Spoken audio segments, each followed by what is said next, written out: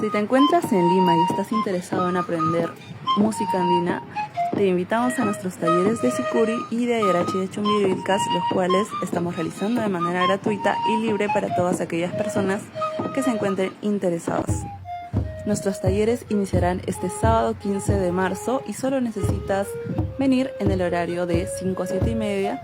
Ahí te prestaremos el instrumento y también te daremos un cancionero para que puedas practicar en tu casa.